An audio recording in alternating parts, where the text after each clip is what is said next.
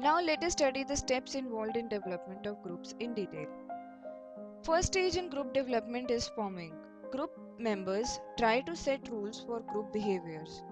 Individuals start to find out about each other. Guidance is needed from the leader. Open communication is a must. Focus on similarities and differences. First impressions are the key. Next is storming, a conflict stage where members bargain with each other. Individuals reveal their personal goals and may resist the control of others. Then comes norming. In this stage, group members are developing ways of working together. They agree on the shared goals and rules are developed in this stage. Then comes performing. A group has developed unity or cohesion. People are getting the job done to realize goals. And the final stage is adjourning. The group ends. The group terminates because the task has been achieved or when the members have left due to the failure or loss of interest. The feelings of members vary at this stage. While some may be happy about the group's accomplishments, others may be depressed that they would be losing their friends after the group is disbanded. Now let's take a quick look at characteristics of effective groups. An effective group should promote high commitment to achieve goals. It should reflect clear understanding of the group's work, should follow open communication and trust. Ideas generated must be shared openly. Criticism and suggestions must be shared constructively. Now let's study what factors affect group decision making. Ideally, the size of group should be 5 and over 21 proves to be ineffective. Then leadership styles such as automatic, persuasive, consultative or democratic. The best leadership style that works is consultative. And finally, the skills used in groups such as contribution skills, cooperation skills and production skills. Now, what is intergroup conflict? While carrying out discussions and interactions in a group, conflicts might arise. So now let's take a look at why and how conflicts arises. Conflict is a process that results when one person or a group of people perceives that another person or group is frustrating or is about to frustrate over an important concern. What is conflict versus competition? Competition is directed towards obtaining a goal without interference from another party. One way to prevent competition from escalating into conflict is to remove opportunities for interference. Let's take a look at views on conflict. One of the contemporary view on conflict states that conflict should be managed and it can encourage a search for new tactics and strategies and overcome stagnation and complacency. What are the sources of conflict? Sources of the conflict can be communication factors, which is believed to be the principal cause of conflict in organizations. Perfect communication is rare.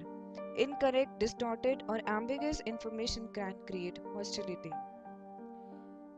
Another factor that contribute to a rise of conflict is structural factors. Conflict is greater in larger organizations. Next is staff heterogeneity. Differences among staff members in terms of authority, longevity of employment, values can lead to conflict. Then participation. Employee participation does lead to increased levels of conflict. Line staff distinctions cause conflict due to functions they perform, differing goals and values and backgrounds of members. Then is reward systems. If one party obtains rewards at the expense of another party, conflict can be generated among either individuals or in groups. Resource interdependence. Groups typically compete for resources in organizations and conflicts often result. And lastly, the power. If a group feels that it possesses far less power than it should, or if it believes that an excessive amount of power is held by another group, it is likely to challenge the existing order. Personal behavior factors also contribute to arise conflicts. People's values or perceptions generate conflicts of others. It refers to differences between individuals. Some people simply enjoy being argumentative and combative, Conflict-prone individuals possess certain traits. Let's take a look at traits of conflict-prone individuals. They are highly authoritarian, prone to antagonize their co-workers by escalating trivial differences.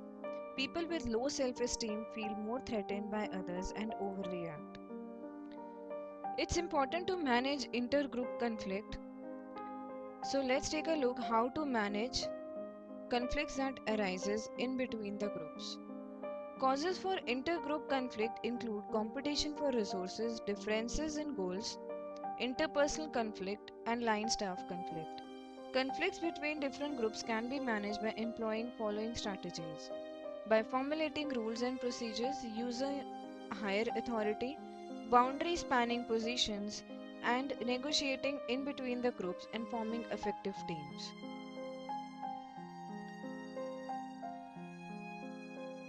As stated earlier, a contemporary view on conflict, that is, conflict should be managed as it can encourage a search for new tactics and strategies and can overcome stagnation and complacency. A modest level of conflict may encourage involvement and innovation in an organization. So, it proves beneficial for the organization to stimulate conflicts. Let's take a look at signs of the need to induce conflict. Low employee turnover, shortage of new ideas, strong resistance to change, belief that cooperativeness is more important than personal competence. Techniques to induce conflict include appointing managers who are open to change, encouraging competition among individuals and or groups, restructuring the work unit. In order to obtain optimal performance in an organization, fitting the right resources in the right profile is extremely important. For this, categorizing jobs and writing down descriptions of each profile is important. Let's first take a look at job descriptions, which play an important part in hiring. The important points to be kept in mind while writing down job descriptions are: summarize tasks and responsibilities, identify required knowledge, training, skills and experience, summarize optional desirable knowledge, training, skills and experience, and indicate supervisor or position in an organization. Descriptions may also be used for advertising a position, hiring into a position, allocating tasks in a strategic plan, deciding about compensation, and making performance reviews. Description should include job title, job task, special skills required, needed education, work experience required, specific job requirements, possible salary and benefits, and contact information. It should exclude age, sex, race, religion, ethnicity, national origin, sexual orientation, marital status, disability or health, dependent care responsibilities, and other unnecessary criteria. Another important component of organizational behavior is human resource planning. It involves strategic planning for jobs.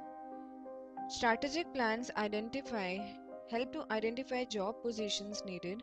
It helps to compare needs with availability, anticipate changes in